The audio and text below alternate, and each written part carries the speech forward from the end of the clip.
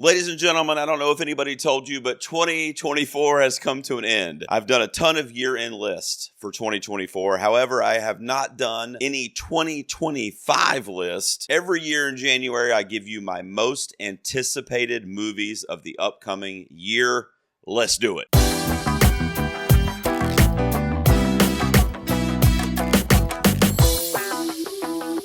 What is up, ladies and gentlemen? Welcome back to the Garage. Gerald here with you. As I said in my cold open, this is going to be a video outlining my top 10 movies that I am most excited to see in 2025. Before I give you my top 10 and I dive into the countdown, let me give you a few really quick honorable mentions. Movies that I'm very, very excited for that didn't quite crack the top 10 of excitement. A little horror film that I have seen the trailer for that comes out in February, romantic, called Companion. It stars Sophie Thatcher, who has gained some recent notoriety for her turn in Heretic with Hugh Grant. Also stars Mr. Jack Quaid, and the trailer for this thing looks sick. I don't really even know what the premise is, but I know there's some creepy shit being done by a dude to a girl, and she's going to be dealing with the horrific results. How about Antoine Fuqua's Michael, which is the biopic about the king of pop, Michael Jackson. Starring Michael Jackson's own real-life nephew. Coleman Domingo plays his dad. Nia Long is in the movie. The music biopic is weird because it could be like the greatest shit ever, or it could be Bohemian Rhapsody. I am hopeful that with Fuqua and his kind of personal attachment to the story, that we're going to get something really intimate here and maybe learn some new things about Michael Jackson that is not already out there in the zeitgeist. Yorgos Lanthimos can be hit or miss for me. And he's got a weird sounding fucking movie, which is not a shock because it's Yorgos, called Begonia, coming out in the last quarter of the year, which makes me also think perhaps Academy Award type material. I love that Yorgos. Stars Emma Stone, shocker. Jesse Plemons. Alicia Silverstone plays, I think, Emma Stone's mom in the movie. Let's do it. Joseph Kosinski won me over with his direction of Top Gun Maverick. Period. What an action flick. Now he's directing Brad Pitt in F1, which is basically another version of Gran Turismo that I freaking loved last year. I mean, come on, dude. Brad Pitt driving Indy cars at 200 miles an hour, looking devilishly handsome, and I'm assuming this is going to be a very encompassing action film that's really going to put you in the driver's seat. And the last one of my honorable mentions is a movie that I'm actually going to be seeing next week as I'm recording, but it's Wolfman, directed by Leigh Whannell, who did the reimagining of The Invisible Man a couple years ago, which is one of my favorite horror movies of the last few years, and he's taking on Wolfman here now, another one of those Universal classic monster movies. But I'm excited to see Julia Garner, Christopher Abbott in a retelling and a modernized story of Wolfman. All right, let's jump into the top 10. What I'm giving you as my number 10 on this episode was in my top 10 most anticipated all the way back last January because it was supposed to fucking come out this year. Or wait a minute, 2024. What year is it? But now it's been pushed to 2025 this year. Mickey 17 from Bong Joon-ho is one that I have been looking forward to for literal years after his Parasite rise. I loved Parasite. I love his direction in general. And Robert Pattinson is an actor that really stretches himself. I think the premise looks really cool. This kind of cloning sci-fi story and a bit of a story of survival and what it means to want to live, to have the will to live. It looks funny. It looks like it could be really a really funny, like almost slapsticky kind of movie, but still has that really deep nuance to the meaning of the story. You've also got Toni Collette, Stephen Yeun, Mark Ruffalo, Naomi Ackie, probably forgetting someone, but the cast is stacked. Bong Joon-ho, Mickey 17, let's fucking go. My number 9 would be higher. Fanboys, please do not come after me. I'm putting it in my top 10 most anticipated. I am excited to see it after seeing the trailer a few weeks ago. James Gunn's Superman is my number 9. The reason it's this low for me is because it's a personal thing. I just don't typically get excited for superhero or comic book movies anymore. I just don't. I am worn out. The fatigue is real with your boy. Although anything James Gunn has touched in the superhero realm, I have enjoyed. I have walked away going, that was a pretty good movie. Or I've walked away going, oh, well, that was the best superhero movie I've seen in X fill in the blank years.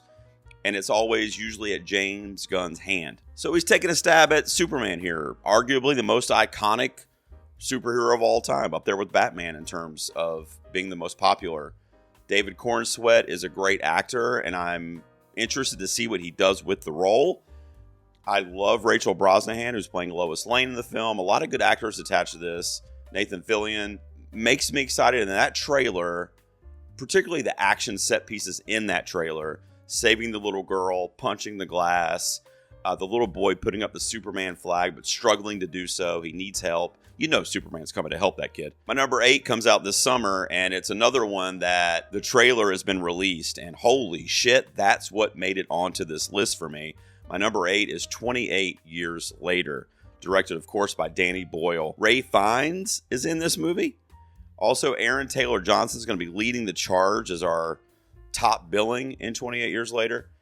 And it's a progression of the story, and it makes sense. 28 days, 28 weeks. Now, there's a long gap, and we're looking at the same outbreak, zombie-infested world 28 years later in this case. And it makes sense, you know, from a sci-fi epidemic outbreak type of film, that pattern from a sequel standpoint could literally go on forever if the series ever needs to be resurrected.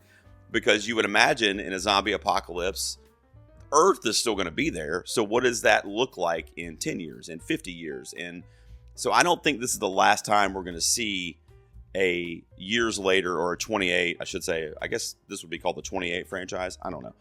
I don't think this is the last entry we're going to see, particularly if it makes money this summer, and I think it will. But it's one of the horror movies that I'm most looking forward to after seeing that trailer. If you guys haven't seen it, I'll probably put a couple clips here in the video, but go check out the full-length trailer. It looks awesome. My number 7 is a remake, and I usually hate it when modern cinema will remake a classic. However, that's what I'm putting here at number 7, The Running Man. It's going to be directed by Edgar Wright, who's a filmmaker that I freaking love. He's probably my top 10 working filmmakers at least. Glenn Powell in that Arnold Schwarzenegger role he's the Hollywood A-list right now. He is riding the tip top of the mountain for movie stardom. If you look up the definition of movie star, he's going to be in that mix of current actors. Timothée Chalamet, Glenn Powell. I mean, the dude is like so charming, so charismatic. Frankly, he's unstoppable right now. As long as he can stay away from any scandals or anything, the guy is going to be like our next Tom Cruise. That's what I think. It's also going to feature Katie O'Brien, who had a supporting role in Love Lies Bleeding last year and blew me away. I didn't really know her prior to that film. And she was so amazing in that, from like an acting, the craft of acting. And I want to see her in this role in The Running Man, because this is a classic 80s story that is, again, a sci-fi story that plays on a futuristic game show, and he has to survive. I can see Glenn Powell, much like Tom Cruise, just running around the fucking sets trying to survive. And that's what this movie is going to be. Now, my number 6 is going to show my bias for my favorite actor working today, which is Timothée Chalamet. As I'm recording this in early January, we don't even know if Timmy's going to get nominated for the Oscar. I think he will, but we definitely don't know if he's going to win it. You'll know in a couple months. You'll watch this video and you'll be like, he didn't win that. Adrian Brody won it, or whatever. So every year, I guess Timmy has to come out with another role that could get him Oscar buzz. And if the Bob Dylan biopic doesn't work out, I think he's got a shot for a December 25th release for a movie that's being called Marty Supreme. So Marty Reisman was a famous Olympian and a famous ping pong player in the 1950s and 60s. The movie is loosely based on his life. It's kind of a fictionalized version of his life, hence Marty Supreme. I know Fran Drescher is going to play Timmy's mom in the film. Gwyneth Paltrow is also going to be in the movie. And I've seen a lot of the images of Timothy on the set for this film, and that's where that kind of like paper-thin mustache he's been wearing around the last couple months comes from. It's part of this role that I think they're still shooting, or they may have just finished shooting. But his quality of acting and how he kind of elevates every project he's in. And like I said, I know I'm biased, but it's also being directed by Josh Safdie, one of the Safdie brothers, who of course did Good Time and Uncut Gems with Adam Sandler. It's going to be, it's a ping pong movie, but with the Safdie behind it and with the acting chops of somebody like Timmy, I think this is going to be a very energetic, frantic story, like a sports movie, but told from a very frantic, anxiety-ridden perspective. I can't wait for it. All right, getting into my top 5 now. My number 5, I talked about summer blockbusters, right? I mentioned 28 Years Later, which could fall in the blockbuster realm, especially when it's being released. But this is 100% going to be a summer blockbuster. I'm talking about Mission Impossible: The Final Reckoning. Tom Cruise is a fucking madman. This guy is like jumping off of cliffs, driving motorcycles off of mountains, falling off a building. I mean, I'm genuinely worried about the dude, but the ending to one of the greatest action movie franchises, if you followed it in any way, how could you not be excited? How could you not be anticipating The Final Reckoning? I can't wait to see how Cruise goes out with a bang in this series, and he deserves it. The dude is all about the movies. He's all about the theatrical experience. So you know this film in IMAX or whatever, the stunts, is going to be the epitome of why we go to the cinema for action and adventure. All your regulars are returning, including Miss Haley Atwell. I'm pumped for it. Let's go. The Final Reckoning, Mission Impossible, my number 5. Now, my number 4 is going to be a movie that probably a lot of people have not even heard of. It's coming out, I believe, in October. I'll check, and of course, it's going to be on the screen for you, but it's a movie called Roof Man. It stars Channing Tatum in the lead role, Kirsten Dunst, Peter Dinklage, Juno Temple from Ted Lasso fame recently are all cast in the movie. It's the true story of a guy that was on the run from the cops for being a chronic thief, shoplifting, stealing, robbing banks, etc. I don't know the extent of it, but he was basically a career criminal. He was on the run from the cops his whole life, and he eluded them for several years in my hometown of Charlotte, North Carolina, which, by the way, is where a lot of this movie is being shot currently, or at least it was prior to Christmas. And Channing Tatum plays that lead role. He eluded the cops by living on rooftops and in the attics, I guess would be the phrase, or like the roof dwelling. I don't know what you call that in an office building or in a business, but you know, like the roof of like a Walmart. So sometimes on the outer roof, but also in the kind of inner roof where the ventilation systems are and everything. He lived in on top of a Toys R Us, on top of like a Costco, and that's how he eluded the cops for years in my hometown until he was caught when he came down from the roof. And the movie says it's going to take a kind of a love story angle as well. So it's going to have that kind of nail-biting suspense of this character running from the cops. He's probably going to be like an anti-hero, I would think. But he falls in love. So is that what gets him down off the roof and eventually gets him caught? Now, how true to life that is, I'm not sure. But I mean, it takes place in my hometown. It's being filmed in my hometown. I love Channing Tatum. I love Peter Dinklage from Game of Thrones. Let's go. Kirsten Dunst, my wife's doppelganger. I'm all about it. We got a trailer for this one too. Last year in 2024, Oz Perkins did Longlegs, which was probably the best marketed movie in a long time. Now he's got a movie that's a Stephen King short story adaptation called The Monkey. It's essentially a story about a possessed monkey toy, the wind-up toy, and it essentially kills people. I haven't read the story, but they just released a poster today, which is the MPAA's notes on the new trailer that's going to be coming out, and it has everything listed that happens in the trailer. And it's like, you know, blood splatters all over dude's face. Woman's head is engulfed in flames. Like all this weird shit that apparently we're going to see in the new trailer. And they released that as kind of like a marketing tool. It's also Neon, which did Longlegs. So that kind of trio of Oz Perkins, horror, and Neon Studios, it really is a gold mine in terms of quality. I think The Monkey, also being that it's a Stephen King adaptation, is going to bring that tag with it. Any good horror movie, the marketing can get you there. But any good horror movie knows how to kind of hold back a little bit and wait to give you the really, really good stuff or the really demented stuff during the actual film. And that was what was great about Longlegs. It did not give anything away, very little, until you saw the movie. Regardless of how you felt about it, there was a lot of things that you didn't know were going to happen until you sat down in the theater. I think The Monkey's going to be the same way. Elijah Wood's in it, and he's a fucking creepy dude in horror films. I'm not going to say he was creepy in Lord of the Rings, although, I mean, I like him, but he plays that kind of creepy guy perfectly.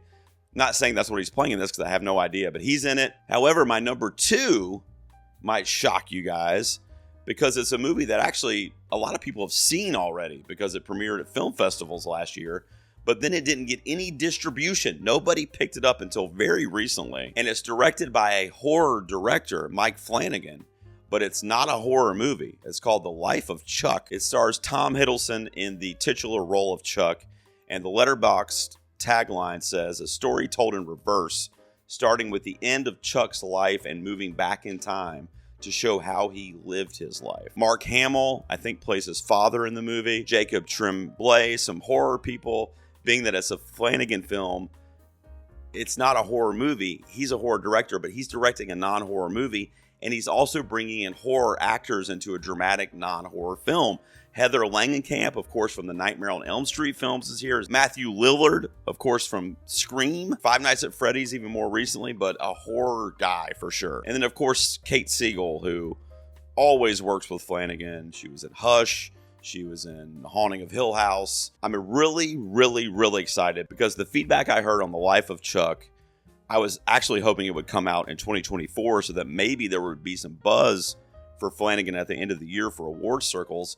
But now we can kind of hope for that for 2025, although it does have a pretty early release date. I think it's April or May. To see this historically horror director and these historically horror actors, frankly, icons, in this middle America suburban dramatic story, I'm really excited to see how that unfolds. I've heard it's beautifully done. I can't wait to see it. And then as the horror guy, my number 1 most anticipated film of 2025 is Guillermo del Toro's Frankenstein. I talked earlier about Wolfman and these classic monsters coming back to the screen. Nosferatu was my favorite movie of 2024.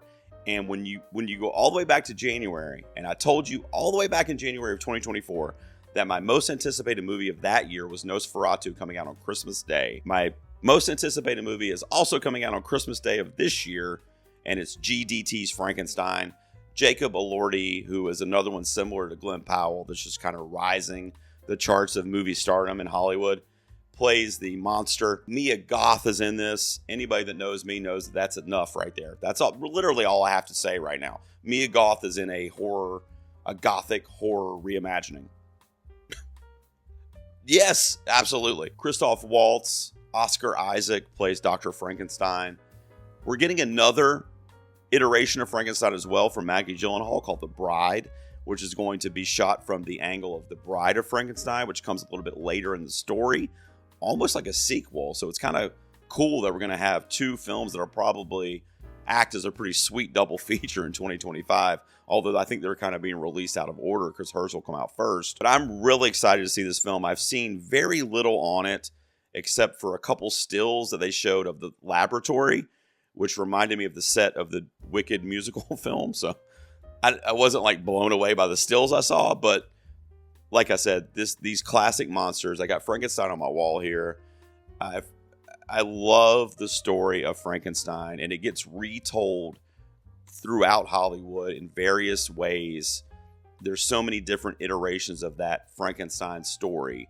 We created the monster, and then society casted out their own creation. That story has been told a million times from different perspectives, whether it's a romantic comedy or a biopic, or in this case, a horror movie. Sign me up, bro. Like, I am there day one. Can't wait.